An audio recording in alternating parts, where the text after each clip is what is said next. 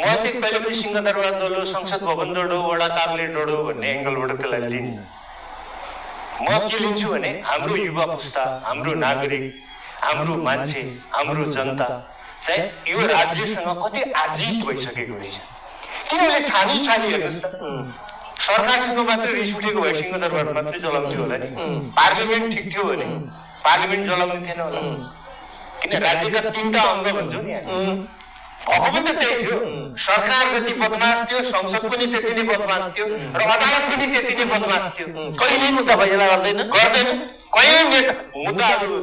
अझ 4 वर्ष 5 वर्ष राख्छ 65 वर्षका 4 वर्ष 5 वर्ष होइन कुनै सार्वजनिक महत्त्वका मुद्दाहरू पनि होइन उसको उता कार्यकाल सिद्धिन्छ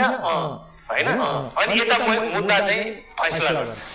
त्यस्तो पनि गरेको छ बताएको त्यस्ता केस छन् भनिसकेपछि अदालतले पनि